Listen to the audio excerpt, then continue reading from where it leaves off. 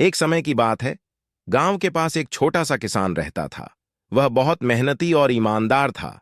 उसका जीवन खेती और पशुपालन पर आधारित था। वह दिन रात मेहनत करता रहता और अपने परिवार को सुखद जीवन देने के लिए प्रयत्नशील रहता। किसान के पास बहुत सारे खेत थे, जिन्हें वह बड़ी धूमधाम से खेती करता था। एक दिन बारिश के कारण उसके खेतों में बाढ़ आ गई। सारी फसलें डूब गईं और किसान का अनुभव नाकामयाबी का सामना करना पड़ा। पर उसकी ताकत उसके दिल में थी। वह हार नहीं माना। उसने फिर से मेहनत की और नए पौधे लगाए। धीरे धीरे उसके खेतों में फिर से हरियाली फैलने लगी। किसान की यह मेहनत और उसकी आत्मविश्वास ने उसे बहुत सारी सफलताएं दिलाईं। वह अपनी निरंतरता और अद्वितीय प्रेरणा के लिए गांव के लोगों के लिए एक मिसाल बन गया। उसके खेतों का सुंदर दृश्य देखकर हर कोई प्रशंसा करता था।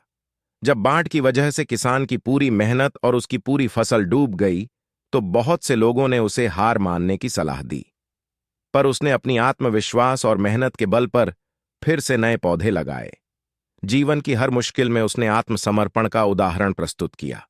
उसने बार बार समय की परीक्षा को पार किया और नया उत्साह और संघर्ष के साथ समय को अपने हाथों में लिया।